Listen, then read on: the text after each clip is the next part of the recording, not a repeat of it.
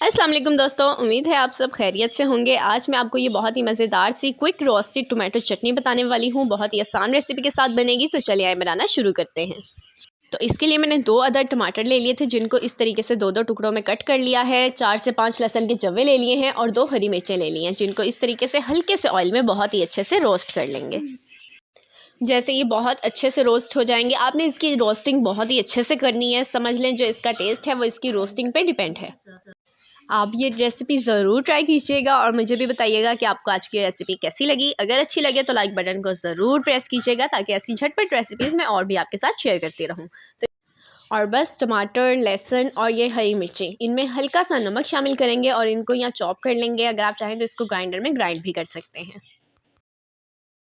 ये देखें, इसको बस इस तरीके से मोटा मोटा ग्राइंड कर लेंगे और इसके बाद इसमें बहुत ही बारीक कटा हुआ प्याज शामिल कर देंगे और बहुत ही अच्छे से मिक्स कर लेंगे और इसको रोटी के साथ एंजॉय करेंगे। आप भी ज़रूर बनाइएगा। सालन से ज़्यादा आप इस चटनी को खाने वाले हैं, ये मैं आपके साथ शर्त लगा सकती हूँ। तो लें जी, हमारी ये यमी सी चटनी बनके रेडी हो चुकी है। आप भी इसको बनाइए और मुझे बताइए आपको कैसी लगी। अपना अपने प्यारों का ख्याल रखें, मुझे भी दुआओं में याद रखें। अल्लाह हाफिज़।